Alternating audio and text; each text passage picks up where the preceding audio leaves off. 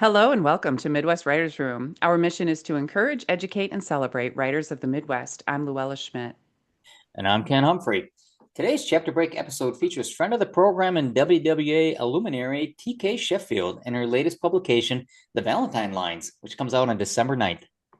TK Sheffield, MA, writes stories to laugh and escape, including Nellie's Island, a children's horse story set in Mackinac Island, available at Island Books. Sheffield's funny, cozy mysteries are like The Devil Wears Prada meets a Wisconsin supper club, and they've earned an IBPA Humor Medal, a Claymore, and an Ippy. She also has a new magical romance series releasing in December, The Valentine Lines. She's on the Wisconsin Writers Association board, host of the Wispresso Cafe, an author talk show, and a member of Blackbird Writers, Sisters in Crime, and SCBWI. She Thank you makes me for feel like having me. she makes me feel like the biggest underachiever. But let's take a look at the Valentine Lines. And in just a disclaimer, Luella's already read it all the way through. I'm only about 4 chapters through it, so she's much more prepared than I am. But here's the synopsis of the Valentine Lines. The Valentine Lines reimagines Cupid, aka Bart McGee, as an underdog ditching the corporate grind of Mount Olympus Incorporated for small town life in quaint Mineral Point, Wisconsin. When Bart launches a matchmaking business and falls in love with a local baker, chaos ensues as his meddling Olympus relatives crash the scene. It's packed with snappy banter, slapstick escapades, mythological mishaps, and thoughtful explorations of love, trust, and self-discovery. It's Kate and Leopold meets the holiday, a modern bell, book, and candle. Call it a light literary escape for readers craving whimsy with emotional resonance. Thank you for that. Yeah, welcome to Midwest Writers Room, TK. How you doing today? I'm doing very well. Thank you for We're so having excited me. to have you. Oh, thank you. I appreciate that. And it's great to see you both. Great to see you too. So I'll kick it off because I generally, I ask the dumb questions so that Luella can come in and follow up with the smart stuff. There are no So dumb questions, only unanswered or unasked questions. challenge accepted. So anyway, let's start at the top. I mean, where did the story come about? When did this come to you? It came to me as part of my master's thesis program. So to encourage all the writers out there, my master's thesis was 14 years ago. So I started it then, and the premise was, and I don't know how or about it, how it hit me, but it was, what if, Cupid fed up with, maybe because I was dating at the time, that could have been it. Cupid fed up with dating apps, decided to ditch Mount Olympus and its corporate bureaucracy and established a matchmaking firm under disguise on Earth. And that's where it started. So I got to ask then, as a thesis, I mean, was a thesis the creative story or was it a breakdown of mythological tropes and set in modern day corporate world or what?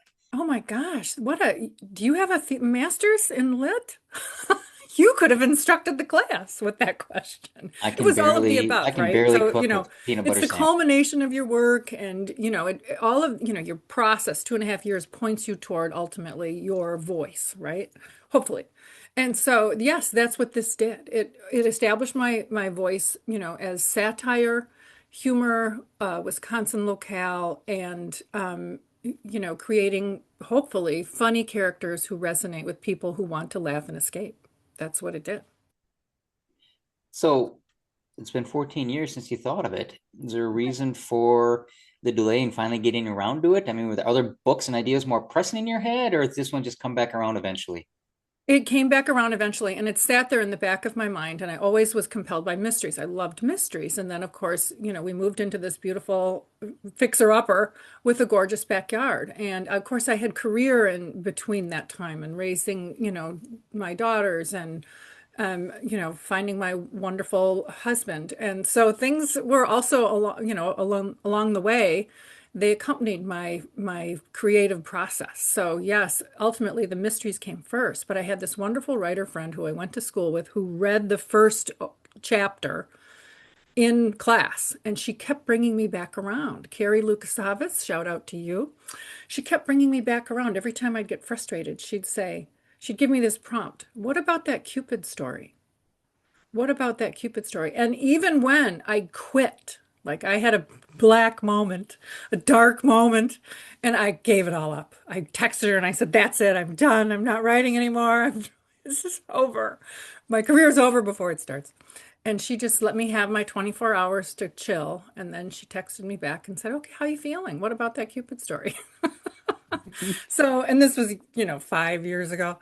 And so here we are. Finally, I wrote it, I finished it, and it took that time to percolate. It would not have been the same story. I had to develop my skills as a novelist, finishing manuscripts, understanding structure, story questions, theme before this one came around. So the timing was the way it had to be. And so, for anybody who knows Tracy, especially how Llewellyn and I know her, Tracy and a dark moment are probably the most incongruous image I could ever think of. You're Yeah, I one of have the to most, say, it really made me feel a lot better about myself. Tracy had a dark moment. I wanted to give it all up. I do those like once a week. Well, I'm glad my desperation inspires you all. you are the most positive, bright person I think I know. So, Oh, well, thank you. what made you set it in Mineral Point as opposed to somewhere else in Wisconsin? It was just immediate, no questions asked. I spent high school time there, lived there for a number of years, always have loved it, been fascinated by it. It's a beautiful community. They've got a wonderful bookstore there, the Republic of Letters. And it's like almost like a magical place. It's got this, history of, Cornish pasty and the Cornwall. And it's just, to me, there's a magical element to it when you visit it.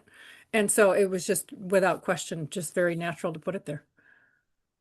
Ken and I went there for the first time we ever took the podcast on the road was to Mineral Yes, Point, right? Correct. Yep. And we interviewed, I believe, the owner of Republic of Letters.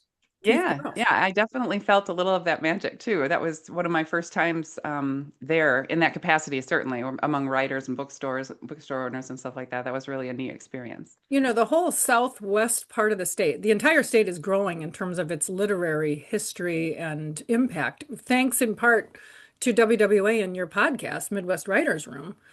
But the Driftless area is just, in terms of storytelling and bookstores and literary community, it's growing by leaps and bounds. In fact, it was just recently featured in the Wall Street Journal, as far as fall escapes. You've heard everybody's gone, to see the fall colors in New England, but they're saying, no, try the fall colors in the Driftless area. So we're on the cusp, I think, of a beautiful, beautiful literary moment for the Driftless area. Ooh, I'll take it. That sounds great.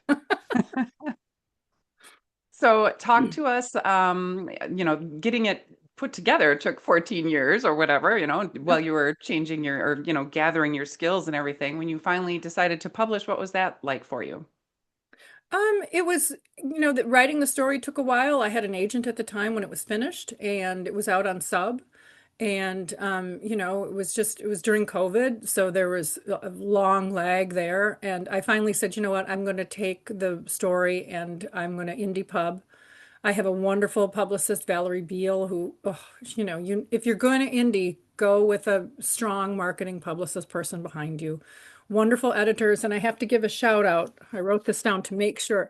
I also workshopped this manuscript in Lori Shear's advanced fiction classes. So in both, well, over time, and not more than two, in all the classes, I always had an editor as part of the class. So Terry and Shoshana, they were taking classes, they're submitting their work too, but at the same time, they would edit everybody else's. And they'd ask for permission first. Do you mind if I edit this? And basically proofread. So as a benefit to those critique group classes, I had two editors reviewing the manuscript, and they would give feedback and their expert eye, and it was just a huge benefit to taking classes. So that's how this manuscript ultimately got finished and polished, just as part of its come to fruition. I love that. So for the benefit of the listeners, that is a Wisconsin Writers Association critique groups that we try to run throughout the year, right? They go, how many sessions are they each? Is it 8 or 6? I can't remember. It's We usually six do about every 2 6. weeks. 6 every 2 weeks. And you never know when you sign up, who's going to be in the class. But eventually, if you keep taking them, you meet friends through there, and then you start to know one another's work and their voice, and you get this fresh eyes on your work every 2 weeks. So it really benefits you as you're working to polish your manuscript and finish, right? Because once you have a group behind you, join WWA, join a group, because once you have that group behind you, you're more likely to complete a manuscript and be more positive about your work, because really and truly finishing a novel is a struggle, a lot of rejection, a lot of difficulty, and you need a group behind you, really. I love that that helped you. I think that's great. So, how about sharing maybe some struggles that you had when you were trying to get this story to fruition? I mean, Well, we've it's talked a lot about some of the different ones along the way, but more about the story. Well, it's a struggle to finish. And like Christina Clancy said at the fall conference this year, and I had to laugh when she said this, you always hit a wall, right? In fiction writing at about, after the first turn into about 70, 80 pages, right? You hit a wall and you kind of go, where am I going with this? Because the inciting incident is over. That grabber first chapter is finished. Now you're into the fun and games part, which doesn't really seem like fun and games to a writer. So it's up and down. You've got to, control your A plot. You've got to control that B plot. There might even be a C plot in there. And so it's all these thoughts jumbled in your mind. And then if you're a pantser, you can handle it. If you're a plotter like me, reformed pantser basically, you look at your outline and you look and make sure that you're hitting all these marks and the pacing works and the extra words are removed and cliches are gone. And then I write humor, so I'm looking always for ways to up a dialogue, a section of dialogue or a description, add a metaphor, add a simile, add something that brings that chapter to life and makes it true to my voice. So that is part of the struggle. I mean, it really, really is. And it can be overwhelming, but the point, it's very important to remember, write in bursts, go outside, get fresh air. And most of the time, if you're struggling with a section, get away from the work and go take a walk, go do the dishes, go do something else. Because in general, if you're familiar enough with your work and you're practiced enough, the solution will come. As Agatha Christie says, the best time to plot a novel is while doing the dishes. Just keep focused on that and then get to the manuscript every day. 250 words a day by the end of a year is a novel. And 250 words, that's an hour, right? You can get that on the page. That's So pretty much just one stick, page. One average right, size page is roughly 250. 250. So if you look at it that way, you can finish your novel in a year. If it might not be the greatest novel in the world. You might have to go back and revise. Well, you will, but at least you get a manuscript down after, 250 words a day for a year. Yeah. Excellent advice. Excellent advice. All right. Well, we're up to the most exciting part. We're going to have TK read a little bit of the Valentine lines for us. And before you start, share where in your manuscript you're starting to orient the listeners.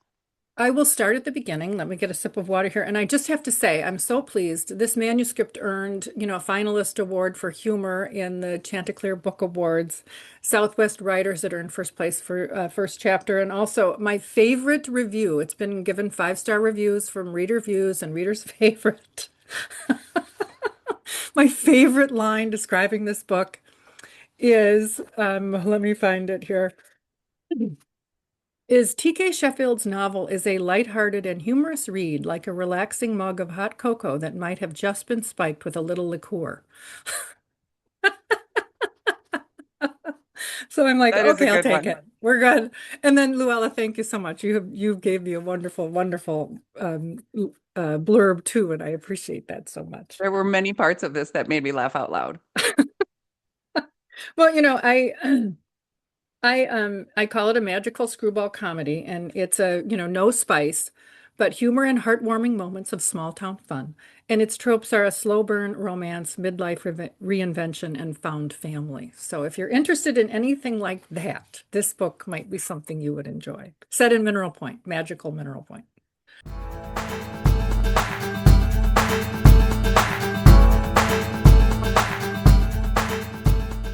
15 January, Mount Olympus. Cupid Bartholomew Apollo McGee perched on a frigid boulder in his Aunt Hera's office, his legs dangling above the marble floor. There were cushier seats, but for a minor god like Cupid in the corporate pecking order, a rock was standard issue. Across from him, Hera lounged on her throne, radiating authority. The granite-walled room brimmed with family busts, vases of narcissi, and gilded treasures, including her first drachma earned as CEO of Mount Olympus, Inc. He shivered, still chilled from his journey. Desperate for this meeting, he'd raced back from the mortal realm on New Year's Day via commuter chariot, a costly blunder. Holiday pay for the driver, plus a trek from Midwest USA added up. Hera would skin him for the expense report. She sat at her glass desk, nails clacking on a keyboard, ignoring his squirming. At 2 millennia, she looked sharp. Sequined tracksuit, sassy haircut, and a diamond ring from Zeus the size of a small mountain. No lecture yet, a miracle. Hera ran the firm like a reality TV diva. Her warning, etched into Cupid's brain, looped. Nephew, you've heard of momagers. I'm your antiger. I rule this pantheon. Don't forget it. He intended to, by Jupiter. Cupid yearned to ditch the corporation's suffocating grip. Mortals needed him. Romance down below had soured like curdled ambrosia, and he ached to fix it. But his toolkit of shredded wings, a brittle bow, and dull arrows? Pathetic.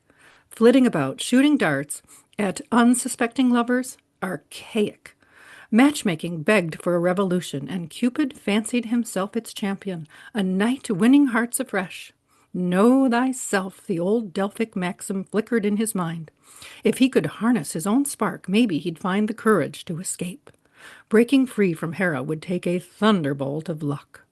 He slid gold box truffles across her desk. Auntie, another treat? They're from Monet's, a bakery in Wisconsin.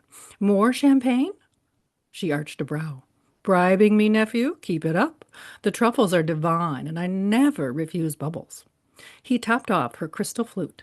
About my situation on Olympus. No apartment upgrades, she snapped, draining her glass. He refilled it. I adore you, but you're a minor god. That studio's all you rate. It overlooks the loading dock, busiest spot on the mountain. Chariots zipping in and out. What more could you want? Cupid tugged at his collar, loosening his tie. The dock was a chariot graveyard, but complaining risked a fate like Prometheus. Chained outside, liver on the menu for a hungry eagle. As P.G. Wodehouse put it, ants are all alike. Sooner or later, out pops the cloven hoof.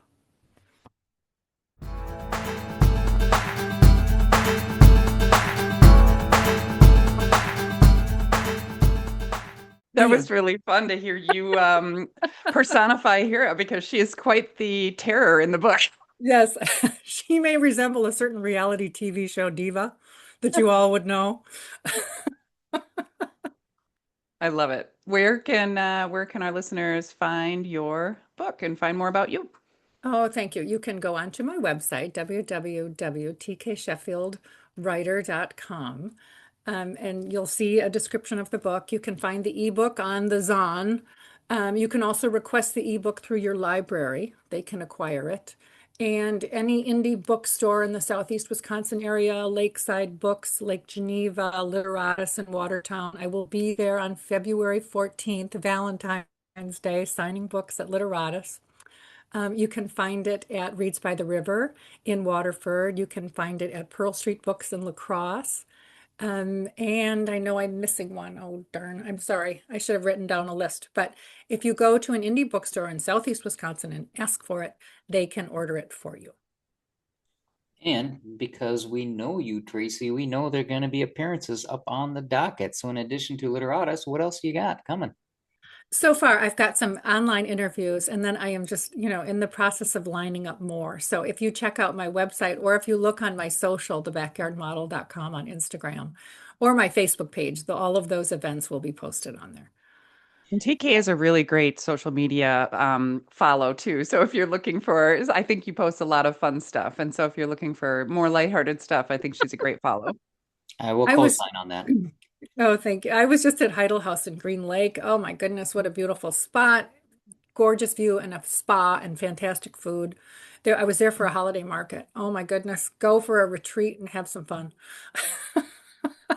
Good All to right. know. Look at this additional advice, like bonus for the listeners out here. So That's right. at this time, I want to thank TK Sheffield for coming on to introduce everybody out there to the Valentine Lines. Coming out December 9th, remember that. And then again, on Valentine's Day, she's going to be having some appearances, so check those out. Thanks to everybody for hanging out with us in the Midwest Writers Room. I'm Ken Humphrey. And I'm Luella Schmidt. Words ignite imaginations and spark change. Never underestimate the power of storytelling. Midwest Writers Room is a production of the Wisconsin Writers Association. Writing and editing by Luella Schmidt and Ken Humphrey. Sound design and editing by Ken Humphrey. Music for the Midwest Writers Room was written by Michael Ramir C. For more information, please visit wiwrite.org/podcast. Thank you.